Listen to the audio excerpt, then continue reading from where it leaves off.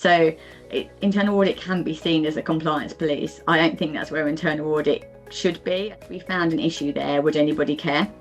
The audit should be better than the last one. We've still got an ambition about where we still want to get to and the things we still want to improve. If you don't have that North Star, people can't support and help you. There's no part of the business that's closed to internal audit. Can and should be is around being a business partner. It's helping the business be better. I always talk to the team about working smarter, not harder. Welcome to the Spotlight on the Women in GRC podcast, a series created to continue the conversation sparked by the Women in GRC Awards 2026 and carrying those insights beyond the event. Backed by key sponsor CoreStream GRC, the series shines a light on the women shaping governance, risk and compliance, exploring their backgrounds, experiences and perspectives on what's changing across the industry. I'm your host, Lucy Montague, and today I'm joined by Rachel. Hello, Rachel. Hi, Lucy. Hi, everyone. Hello. Could you start by just introducing yourself, giving us a brief overview into your current role and a little bit about your career journey? Of course. So I'm Rachel Paddon. I'm based in the UK, down in London. My current role is with Coates PLC. They're a FTSE 250 global manufacturing organisation. So we're across 55 plus countries and primarily work providing components to the apparel and the footwear industry. So two very diverse and interesting areas, and of course with a global footprint, so a huge diversity in kind of the places we work as well. It's a really fascinating business, supplying to both those two industries, including things like thread, structural components, insoles and even digital tools. My role there, and I joined there in April 24, has been to date until this month as head of internal audit, and I've just expanded my role from internal audit into internal audit and risk. I have a really defined lean team, but a fantastic team of 6 individuals based across the globe. And then we have co-source support through an external organisation that brings us external insights and support, mainly capability rather than capacity. So helping me with some of those specialist areas that is hard to find in an individual. And as I say, I've just taken on risk as the beginning of August. So that's my latest kind of expanse to my role. And that's kind of means my role now at Coates is Director of Internal Audit and Risk. Just picking up on your question, kind of my background and sort of career path. I did a degree at Keele University in law and politics. And I was really keen to do a degree that was a dual honours degree, so kind of get a breadth of piece, which probably feeds into kind of the work I do in audit, because I kind of like the breadth across an organisation. And then I joined PwC on their graduate scheme. So I went in their public sector assurance scheme. So did everything assurance, internal audit, external audit, and kind of anything assurancy in between, but very focused on the public sector. And then over 19 years of PwC, I moved from graduate through all the grades up to director level. And over that time, I continued that kind of breadth of assurance work, but across a huge range of sectors while I was there, which is a real pleasure and honour to sort of working across a number of clients and different organisations, always in that assurance space, always with some parts of internal audit, some parts majorly, some parts are more of a minor part of my portfolio, but internal audit has always been the area I've kind of focused on within GRC, but loved the kind of work that I've got to do broader than just internal audit across the whole GRC landscape. Well, Rachel, first of all, congratulations on the promotion. That is very exciting. Thank you. And speaking of risk, so what does that then do to your team and the function that you get to cover? How big will that be? Yeah, I think so. In terms of the team at the moment, we've said initially, let's have a think about what that might look like. So we're sticking with my current team. So it's about us taking on more and a wider breadth. But I think it comes back to actually just thinking about what's the right fit for the organisation at the time. And that was the same question I was asked sort of 2.5 years ago when I came into Coates, as to what should the team look like? What's the right structure? What's the right fit? And so the first thing really for me to do with formally picking up risk is really understanding where we are, developing that roadmap, And not only the what do we want to do, but how do we want to do it, and what does that mean resource wise. And for my team, what it means is they've got the opportunity to get into risk more specifically, so it gives them the opportunity to development and do some more of the second line activity work and get more engaged with the business and closer to the business than they have been historically. So I think it's a really exciting time for me and the team as we take on that wider role. Very exciting. I almost want to do a podcast with you in a year's time to see what's happened. So we've got the pre today and see where you've got to in a year. Speaking of what you spoke to around PwC, how did you make that progress from graduate to director? Because there's so many people that come in via the graduate scheme, but what had you stay there and help you progress? Yeah, so I think one of the good and positive things about organisations like PwC and a big four and big organisations is there is a defined career path. So it's very clear when you go in what the different steps are. And I think that is helpful in terms of progression to know where your next step is. I think it gets more challenging the more senior you get, and particularly when you come into industry. So I think one of the first things, it was easier to progress because I knew the progression pathway. And so some of those criteria around it, first few years were around focusing on getting the qualifications so that you could progress sort of those early grades. I think a couple of reflections about periods in my progression path at PwC were one around making sure I was focused on the things that not only that I was good at, but also that I enjoyed. And so actually for me, that keeping that internal audit core to what I was doing and the passion in what I was doing, actually, I think enables progression, because I think you put more of you in and enable you to give more of yourself. And the second sort of thing I was reflecting on this question was around actually the importance of sponsorship. And I think that particularly became really important to me when I went through to director. And up to that point, a lot of it was about performance and being able to evidence what you were doing. But I think the more senior roles, sponsorship becomes really important. And having someone to help pull you through, as well as you being good enough to move through, is really important. So it's a really key point, particularly at that point in my career and that career path at PwC. You talk about the passion you have for internal audit. For our listeners, or someone who's just starting out in the field, what is it about internal audit specifically that you enjoy so much, and why should someone else look for a similar career? Yeah, it's a really good question. And I have to say, when I started my career as a graduate in PwC, did I see myself still working in internal audit all these years after? No. But actually, one of the reasons I went into that career for itself was actually the ability to develop myself. So the fact that I went into PwC's graduate program with the ability to get a formal qualification as chartered accountant, and I'm now also a chartered internal auditor as well. Those formal qualifications and training pathways, I think, is really interesting, and it puts a bit of structure around a career. But for me, what makes internal audit really interesting, and I am a self-confessed internal audit geek, is it's that license to just get across the business. There's very few roles where you really get the license and access to go all the way across the business, and internal audit does. There's no part of the business that's closed to internal audit. So I get to be my natural nosy self at work every day, and just ask people like what they're doing, why they're doing things, what impact does that have. And then the second part of it is about having that opportunity to make the business and organisation and team better. Because for me, the real focus of internal audit is about actually helping a business improve. So how can we do what we're doing better? And that is, for me, what the internal audit is all about. And I get to do that every day in different guises, while getting to know around the business and really see the actual business itself, rather than be sat in a very defined area of the business and not getting the wider view.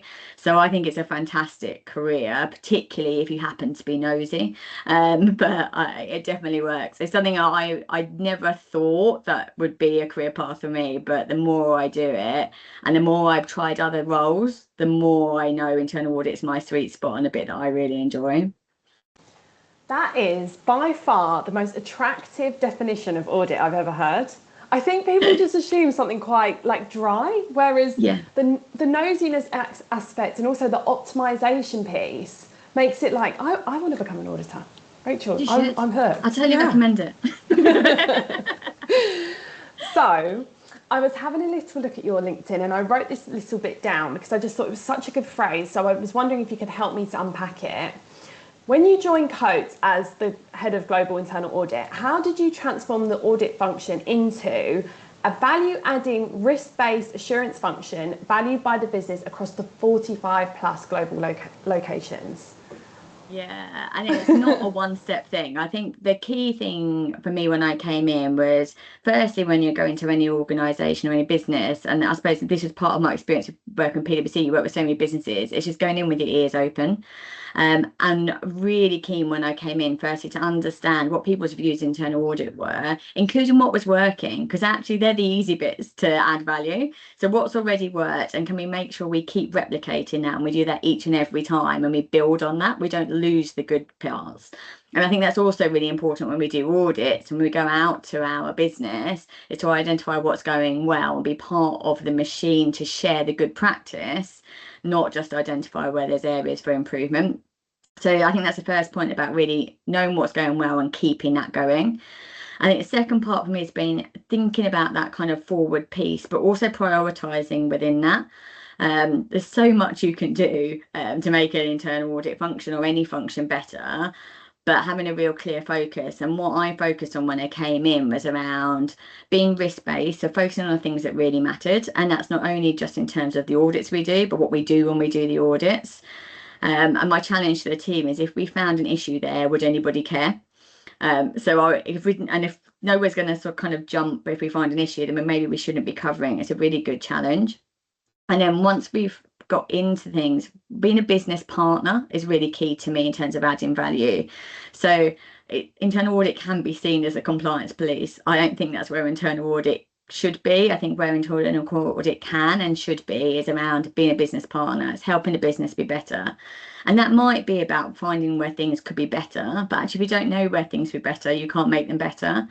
But also helping the business with practical recommendations. So not just find an issue, but actually how do they help resolve it? And that's where, in such a big business as Coates, it's really helpful, because we can quite often have seen something working really well in one place, that we can share that example across the business and make the business better as a result. And I think that then the final thing for me about being that value-adding organisation is just that focus on continuous improvement.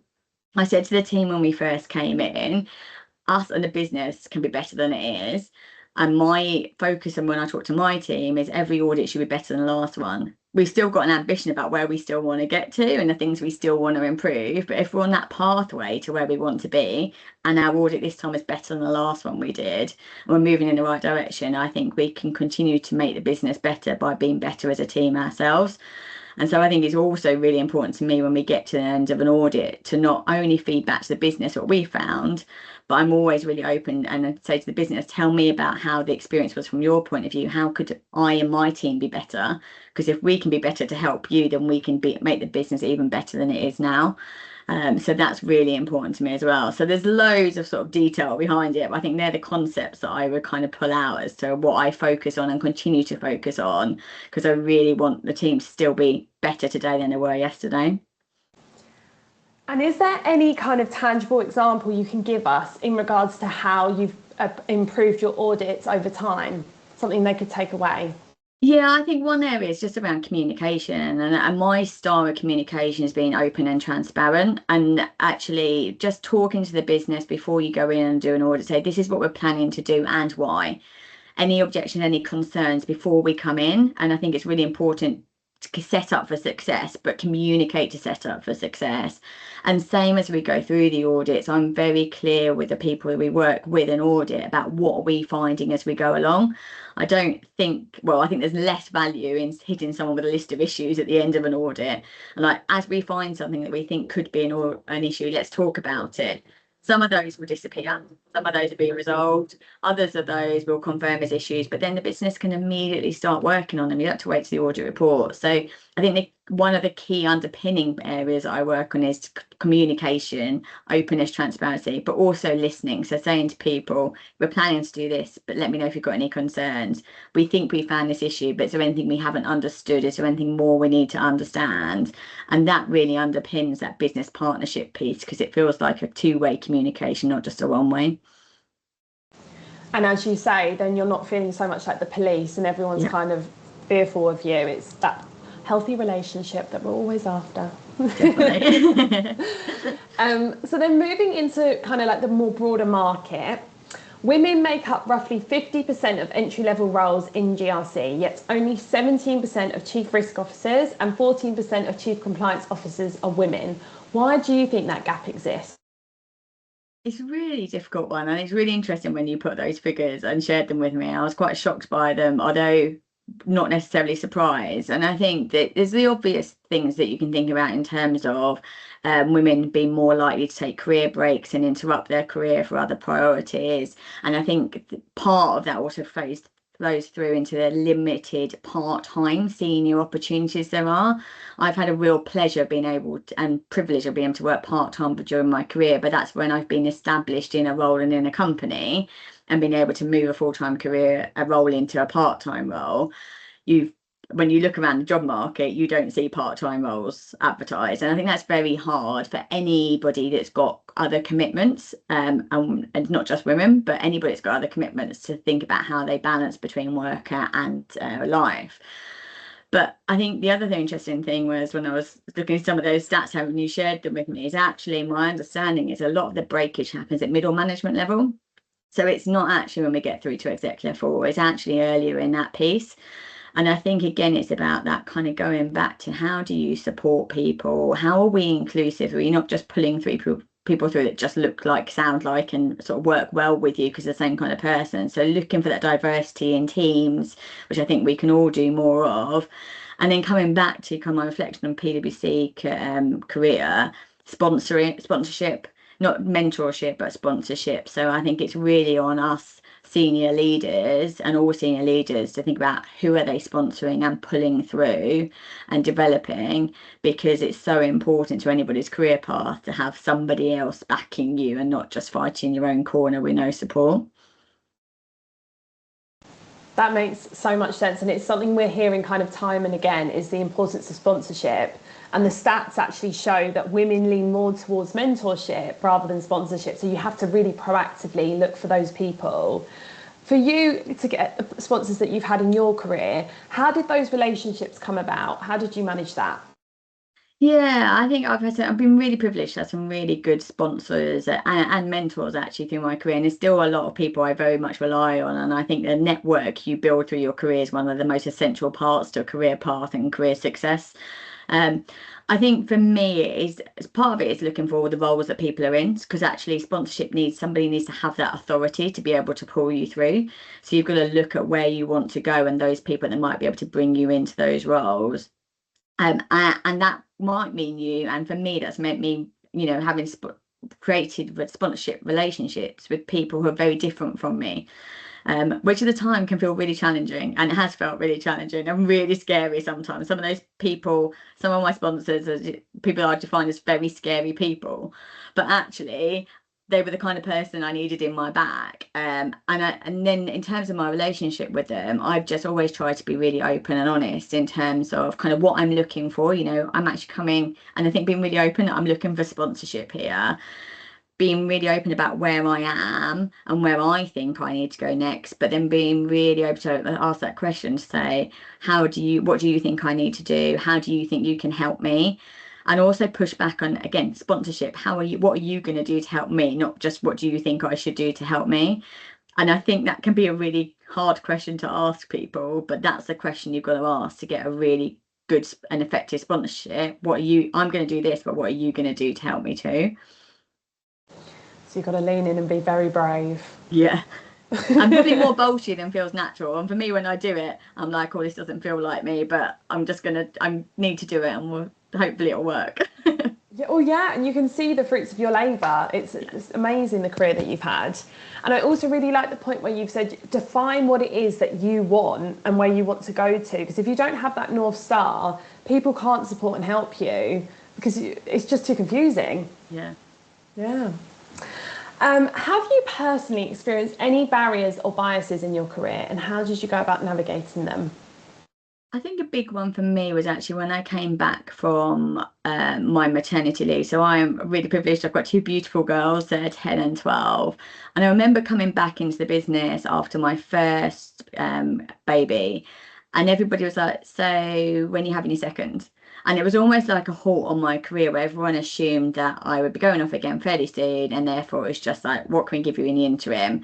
And that felt like a real stall on my career and quite frustrating. And I think for me, one of the things I did was just call it out when people said that. I'm like, well, we don't know yet. But also, that shouldn't stop my career conversations here. So that's a different conversation to my career conversation. So I think it has, when you hit those biases or those assumptions, actually calling them out. I'm sure there's a number of working mums on this, listening to this podcast, when you're at an evening event or you're away with work, and the number of times I've been asked, who's looking after the kids? And I'm very quick to go, how many men in the room have you asked that question to? Because there is that bias, and I think the more you call that bias out, and I've had a great role model, friend, colleague who was really good at doing that and showed me the importance of calling some of those biases out, because most people aren't doing them with a conscious want to be biased or to stop people coming through. But I think therefore it's really important, if you feel like you're being biased against, to call it out and go, actually, you may not have meant it, but that statement made me feel uncomfortable because.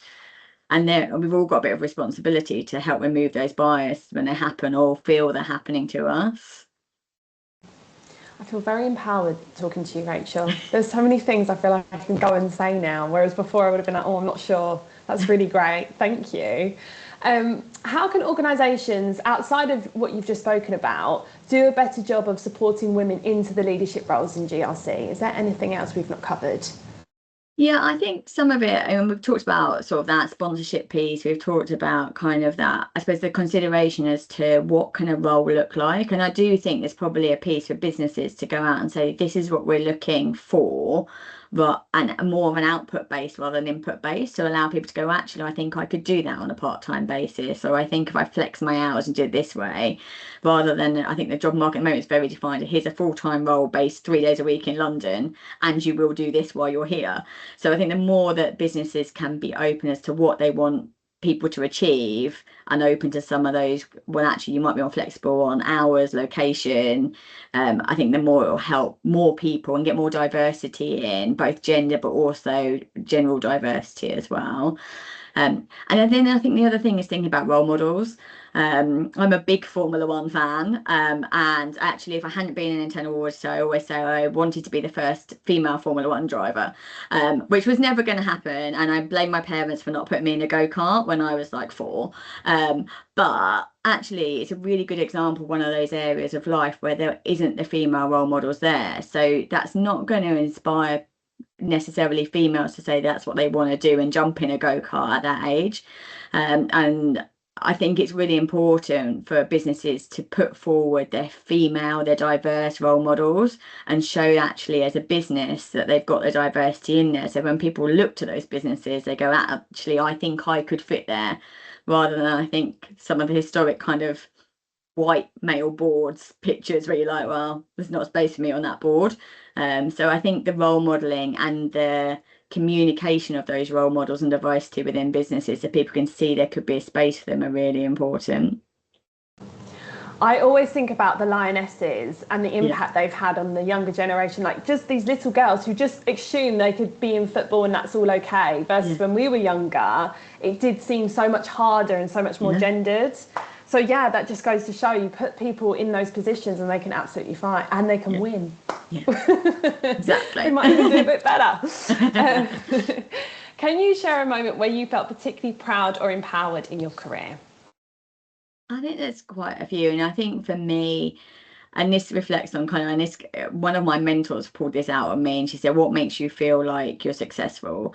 And I do often rely on other people telling me I'm good enough. My internal voice is very critical of myself, and so the points where I become really proud of myself are when other people recognize what I'm doing and the impact I'm having. So any promotion and actually being recognised and being valued to take on risk at Coates is a huge honour and something that I'm really proud of. And I think it is those milestone moments where somebody turns around to you and just says, you're doing a great job. And it might not be necessarily a promotion, but that external validation. And one of the things I've learned, knowing how important that is to me, is to ask for that. So particularly when I'm feeling like I may not have done the best thing I could have done, or I'm questioning what I did, I've learned to ask an open question of someone else there, saying, how do you think that went? And often somebody else's view of your performance is much more positive than your own view. And so actually, rather than going around in those circles in my own head where I can pull out all the things I could have done better, just asking somebody else and then giving that kind of like, no, you did a really good job. I think for me, I find it really important. And if you're that kind of person, encourage people to just ask those open questions to people to get less critical feedback, which will always come from other people. This is something that's coming through very clearly with you, is that you are part of a team and you do use your network and your team to support you. And I'm assuming you also support them back, but you can see the positive effects of that, which are really encouraging. What are you and your team most focused on right now? Is there a key trend, regulation, or a technology you're looking at? Yeah, so for us, in terms of our internal audit calendar, we're calendar year end, and I always try and give the team a bit of downtime in the middle of the year. So we tend to be on site most months, and that involves quite a lot of travel for those of us because we're quite globally spread. So I try and take the site visits out of our audit calendar in July and August. And one of the things I say to the team at this time of year is rest and recover. The first half of the year has been manic, the second half of the year has been manic. And I think it is really important to use that time for rest and recovery.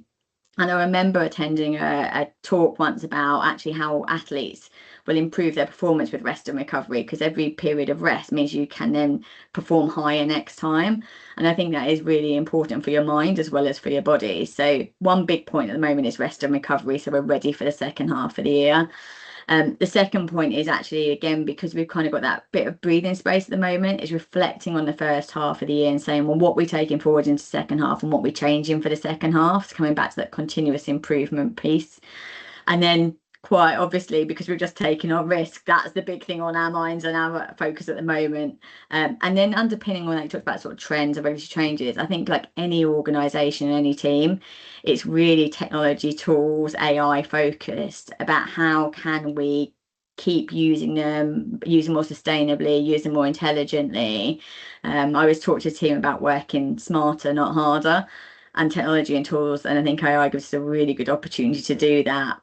But we've got to do it in, I think, a bit more of a considered way going forward. And I'm sure everybody's in a very similar place. I don't know one kind of head of internal audit forum or publication or event recently that hasn't covered AI.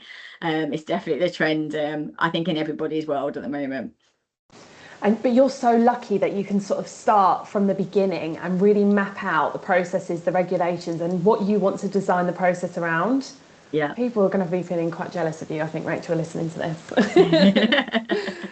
So then looking ahead, what do you think will define the next era of governance, risk and compliance, and how should leaders prepare for it? I think what the last couple of years has shown us is it's very much dealing with the unknown, and you have to just are you set up to respond? And so I think there'll be more of that kind of flexibility, resilience, agility piece as we go on. I don't think the world is ever going to go back to old school where we were, and so we've got to be able to operate effectively in this environment. So how do we set ourselves up and our processes and controls up in the right way to support that? So I think that's a real focus at the moment. And again, coming back to sort of the focus on how do you use tools, data, technology to support all that. And then, and it shows probably in my role now covering internal audit and risk, but I think we'll continue to see the three lines of defence merge and become less clear, but in a really good way that we can actually, work together across the three lines to make businesses the best they can. Though I don't think we'll go back to the standalone for a second, third line, but I think that's a good thing. And I think the more that people embrace that, and look to kind of think about, well, how do we do the best thing for the business, irrespective of which line of defence it is, or with a combination, then I think we'll be set up for more success for the future. We're in the era of interconnectedness. Yeah. Yeah. How has your career shaped who you are outside of work? Yeah, I was reflecting on this, and I think one thing is, I think I've been really focused in having two young girls. And I remember a working mum colleague telling this to me when I was expecting my first, and I was talking to various different working mums about how they managed work life, whether part-time, full-time, how do they make it all work? I think one of the key things I've tried to do through work is show my two girls they can be successful at work and at home, and hopefully I achieve that at least most of the time, if not all the time. And so it is really important for me to be successful at work and show them that I can balance that. I think, I am definitely one of these people who is about continuous improvement in life as well as at work. So, just looking about how we can do things better at home and how I can sort of, make sure the most of things.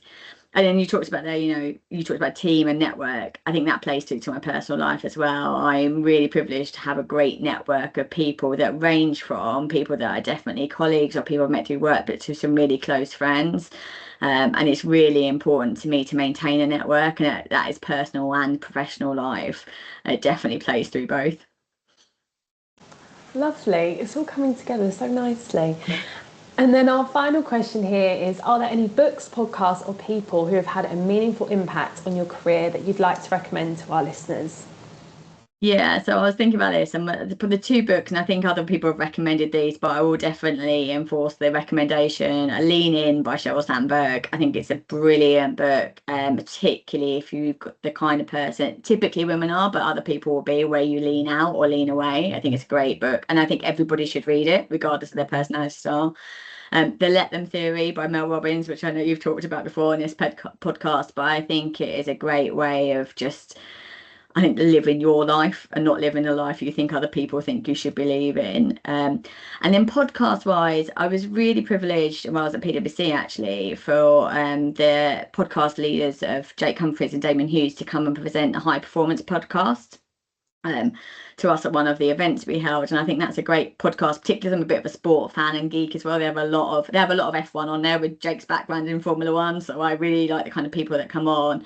But I think it's really interesting listening to what people's definitions of high performance are.